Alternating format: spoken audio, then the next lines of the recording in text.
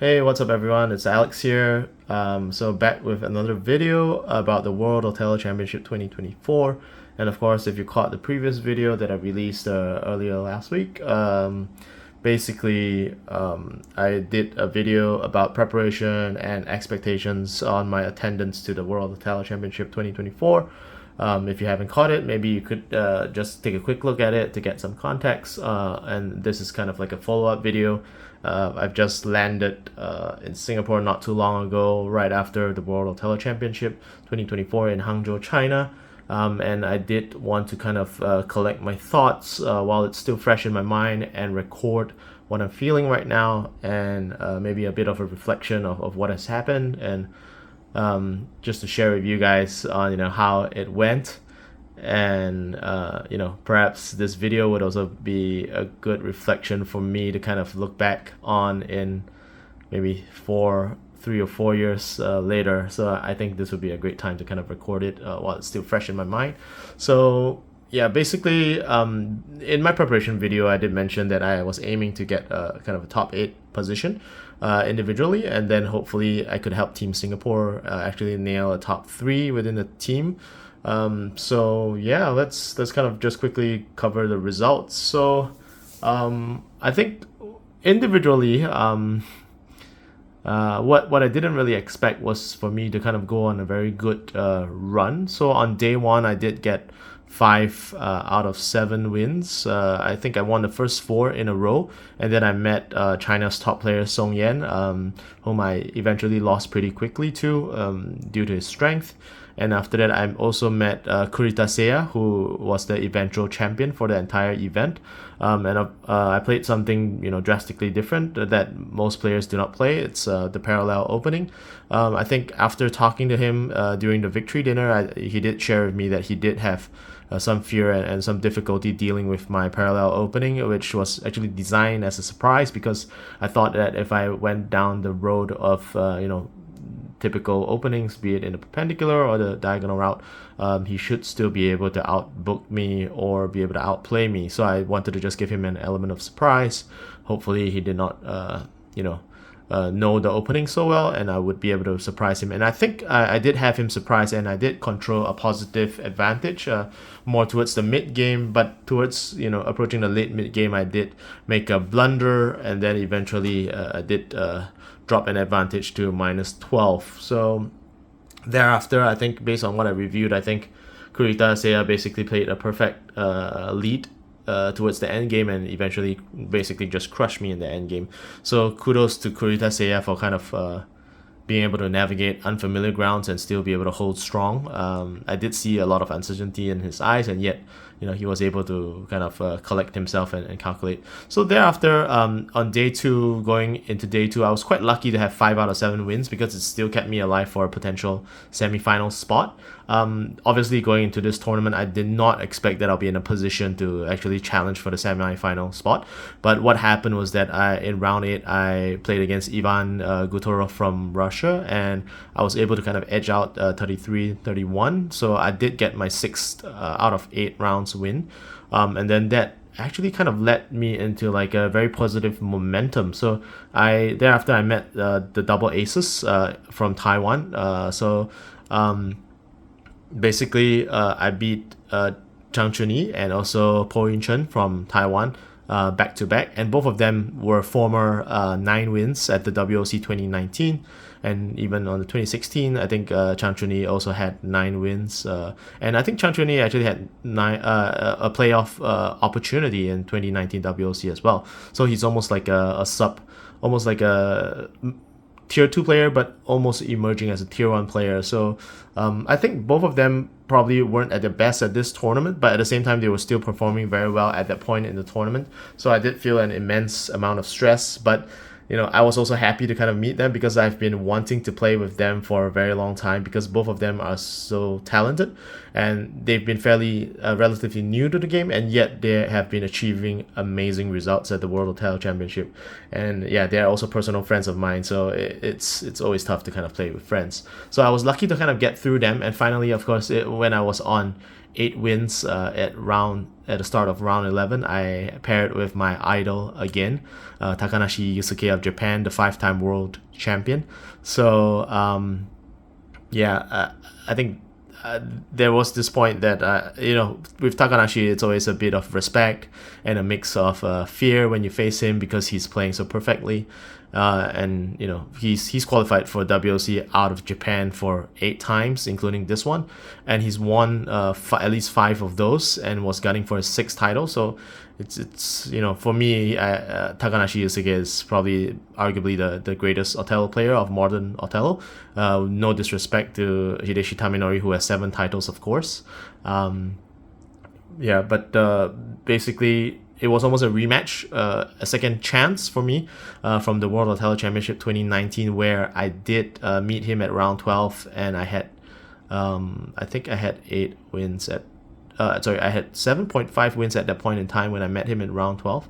And if I had won him, I would have 8.5 going into the last round and maybe a chance for a playoff match in 2019. So I did have a winning position in the last 3 moves, +6, which I eventually played it into like a -2, which it's really unfortunate because I had so much time on my clock. So this time around, I really wanted to kind of enjoy a rematch with Takanashi Yusuke, even knowing that the possibility of beating him was extremely low.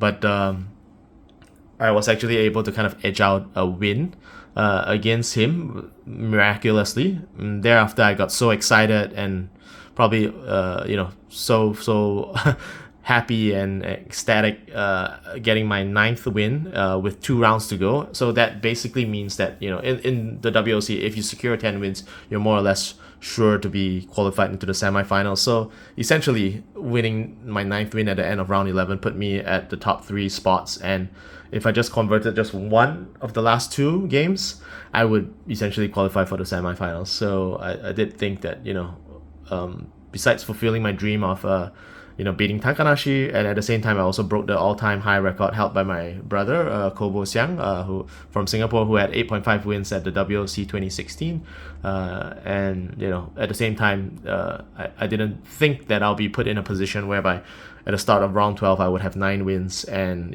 I would have 2 opportunities to actually try to secure the 10th to enter the semifinals. So that really put me in a very happy position in a way. But what happened is basically the next 2 games that unfolded was against Joanna in round 12 and against Du Zhouzi from China in round 13. So Du Zhouzi, I think at the point at the start of round 12, I was actually pretty sure that I would either meet my brother or Joanna or Du Zhouzi or Oscar Eklund from Sweden. So I was kind of hoping that I would meet the tougher one first potentially, or I think Joanna would be relatively easy for me because I know her style, and at the same time I've quite a positive hit-to-hit record against her. So, but unfortunately, fortunately or unfortunately, I did draw Joanna. So how the game went briefly, and of course I'll do a round by round game review or reflection post this video. So I'll probably just take this through pretty quickly, closer to the end game. So I think if you would just watch me click through the game, you would realize as black I'm kind of dominating the mobility in a sense that white is just taking all the edges and I'm just grabbing the center. So if you just click on the AI button, you will know that I'm actually enjoying a huge lead of 30 discs at this point. So the problem is when I got to this point, I actually did not go to the obvious B3 because I was kind of getting afraid of being swindled. So I was afraid of losing the diagonal with B3 and G7 without kind of thinking a quick continuation that B3, G7 could give me B7, A8, and then followed by B8, because in my mind I was actually visualizing B7, B8, and then maybe A7, and then white would sweep B2 and I would be entirely swindled. So let's just play through. So what I was afraid of was this, and then if I went in and white played this, I would essentially be at a very terrible position in a way that if I played A2, I would be swindled, and if I played anyway, I wouldn't be able to play B1 and I wouldn't have corner access, and I would only be left with G2 or h7, and then it would be a very tough position for me. But what I didn't realize was that, if I could visualize that I could just simply take b7, a7, and just go for a swindle, I would still have a positive win quite easily. So I think in that moment I did, probably had a very bad brain situation whereby I was exhausted. I was definitely feeling like back pains, and just being exhausted, running through several top players, including my idol Takanashi Yusuke. So at this point, I was pretty confident that I would probably secure the semi-final spot.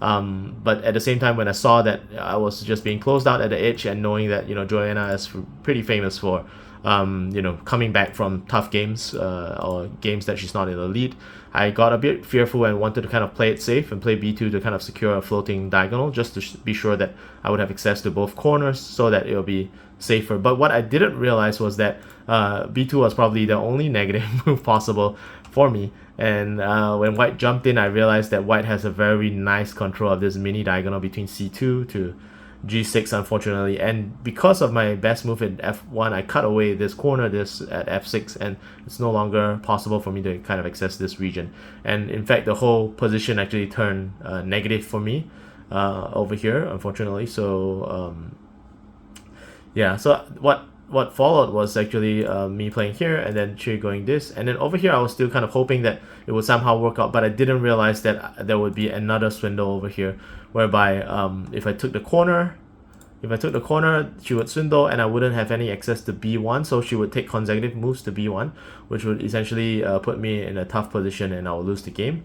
And if I were to do something like this, white would simply have b1 and still control this main diagonal, where I wouldn't have any way to kind of access the key diagonal. So that kind of put me off guard entirely. So unfortunately, thereafter I realized that I had lost the game. It was really, really a very bad position.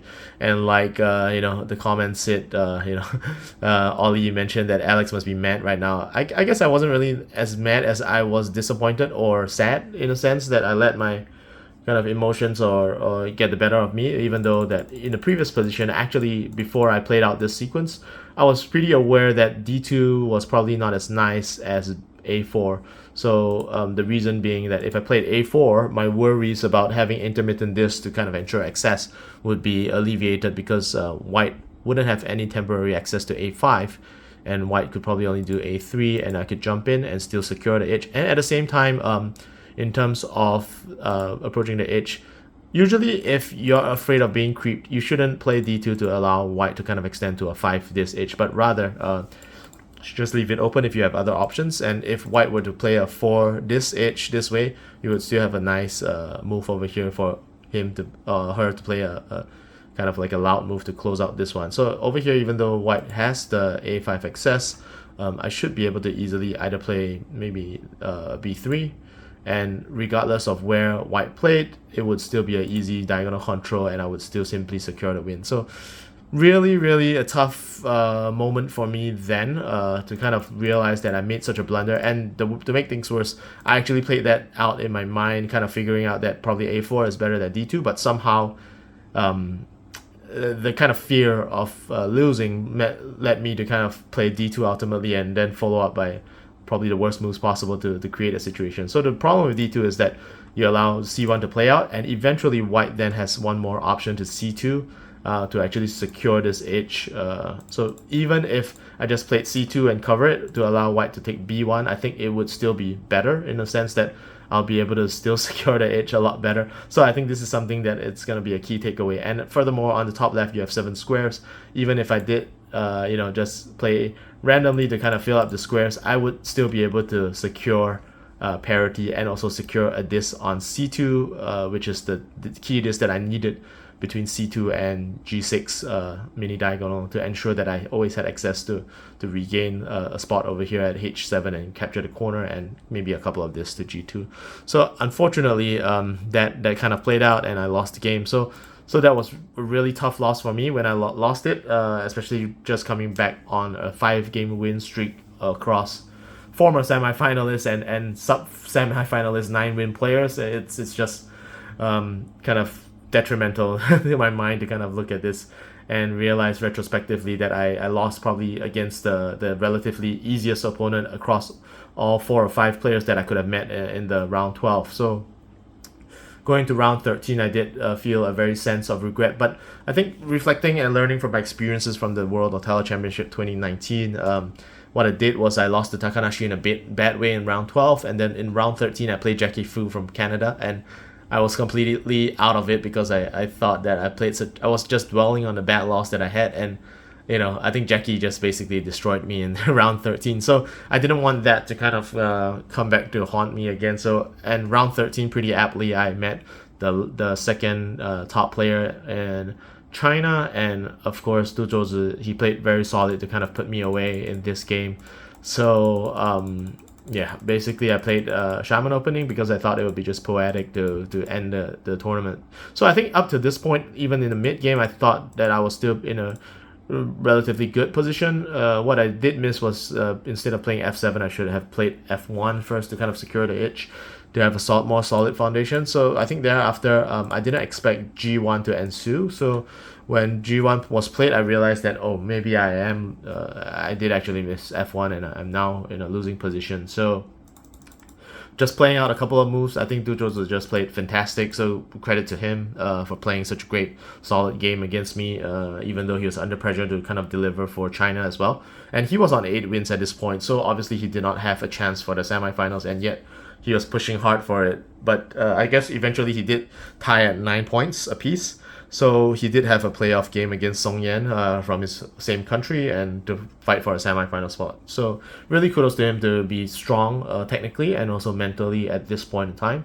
For me, I think at a certain point right here, I think I've already lost the game. Just kind of a feeble attempt for a stoner from me on g7, but there's no way I could change the result because of parity.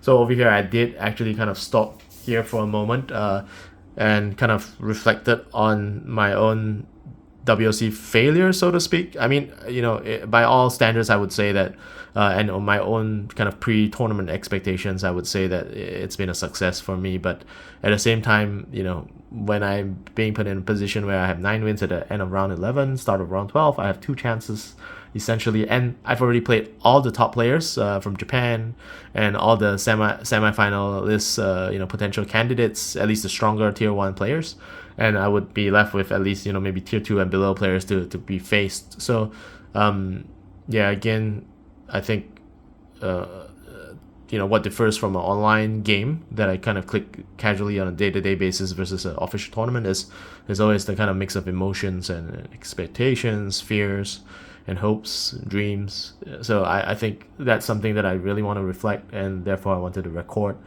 on this so that maybe years later I can look back on this and just kind of learn and maybe just kind of laugh about it as well. So yeah, I definitely appreciate you joining me on this reflection video. So I think in this last moments with Du Zhouzi, and I became pretty great friends with him. Song Yan and Du Zhouzi actually came to kind of pick me and my brother from the airport to the venue, which is almost like a 2.5-hour drive. So I see them as friends. So it's always tough to play with friends. But at the same time, I took a moment here just in the last couple of minutes to just reflect on how I kind of lost my chance. So again, interestingly enough, after Takanashi's victory, Luke Pullman did kind of pull me for an interview to reflect on my thoughts about beating Takanashi. So I told the story about how I did feel that in 2019 when I lost to Takanashi, was that my only chance in my entire lifetime to beat him? Did I just lose that opportunity, or would I actually have another chance? And of course, here I am 5 years later, I did manage to beat Takanashi Yusuke, my idol. So hopefully, similarly, the same feelings that I have right now about potentially losing my only chance in my lifetime to actually secure a semifinal spot at the World Othello Championship, or even contend for a World Othello Champion title. Hopefully it's gonna turn out for the better, maybe some years down the line, hopefully. Yeah, so I don't really foresee myself, one of the reasons why I stopped there against Du Zhouzi and took a moment there, even though I counted the game and I was sure that I was going to lose, is that I knew that I'm not going to join another World Othello Championship probably in the short term due to, multiple commitments that I have on the work and family front. So yeah, basically, I just wanted to kind of savor the last moments and just reflect on what happened. Yeah, it's just hard to believe that I made such a big blunder, despite getting through Takanashi Yusuke in round 11. But of course, if you ask me, what would typically happen is that I would lose to Takanashi Yusuke in round 11. Maybe round 12, I would beat someone who might be weaker.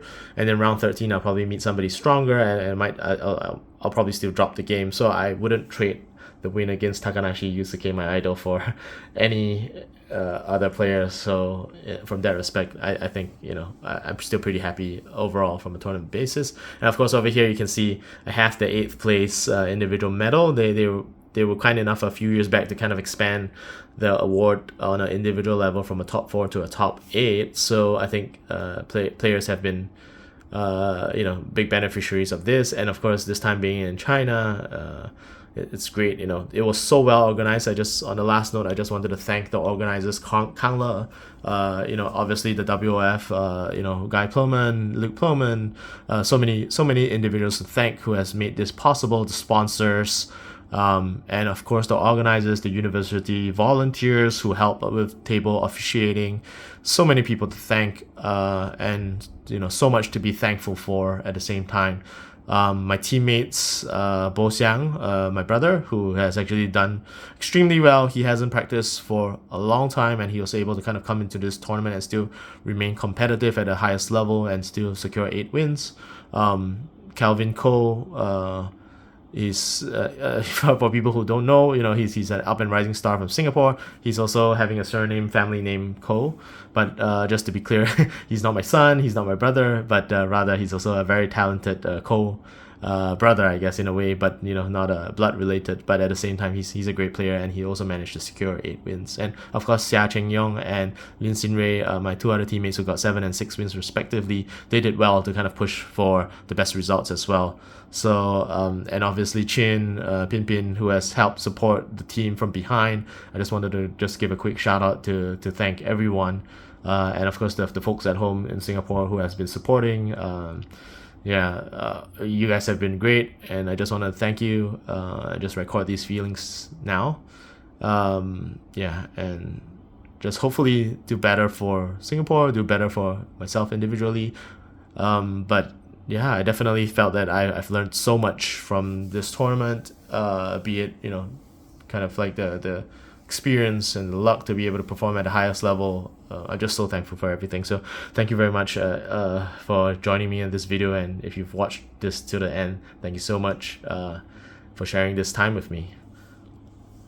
Okay, so yeah, I'll see you guys in the next couple of videos where I'll just kind of go into detail from a technical perspective of what I was thinking, so that you can also kind of pick my brain in terms of every single move for each game. I'll just go through round by round. So each round I'll just try to cover at a high level and try to jump into the details wherever required, and hopefully you can also kind of learn and reflect and benefit from that. So thank you very much for joining me, and I'll see you at the next videos, guys. Bye.